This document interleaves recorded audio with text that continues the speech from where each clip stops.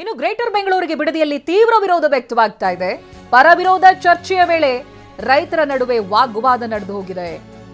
ಅದು ಕೈ ಮಿಲಾಯಿಸುವ ಹಂತಕ್ಕೆ ಹೋಗಿದೆ ಮಾತಿನ ಚಕಮಕಿ. ಗ್ರೇಟರ್ ಬೆಂಗಳೂರು ವಿರೋಧಿಸಿ ರೈತರಿಂದ ಸಭೆ ಕೂಡ ನಡೆಸಲಾಗಿತ್ತು. ಬಿಡದಿಯ ಹೊಸೂರಿನ ಮದ್ದೂರಮ್ಮ ದೇಗುಲದಲ್ಲಿ ಸಭೆ ನಡೆದಿತ್ತು. 9600 ಎಕರೆ ಭೂಮಿ ಗ್ರೇಟರ್ ಬೆಂಗಳೂರು ವ್ಯಾಪ್ತಿಗೆ ಬರುತ್ತೆ. 24 ಗ್ರಾಮಗಳು ಗ್ರೇಟರ್ ಬೆಂಗಳೂರು ವ್ಯಾಪ್ತಿಗೆ ಸೇರ್ತವೆ. 10 ಗ್ರಾಮಸ್ಥರನ್ನ ಒಕ್ಕಲೆಬ್ಬಿಸಬೇಕಾಗುತ್ತೆ ಅನ್ನುವಂತ ಆರೋಪ ಕೇಳಿ ಬಂದಿತ್ತು. ರೈತರ ಭೂಮಿ ಕಸಿದುಕೊಳ್ತಾ ಇರುವಂತ ಆರೋಪ ಇದಾಗಿತ್ತು. ಹೀಗಾಗಿ ಗ್ರೇಟರ್ ಬೆಂಗಳೂರಿಗೆ ರೈತರು ವಿರೋಧವನ್ನ ವ್ಯಕ್ತಪಡಿಸಿದ್ದಾರೆ.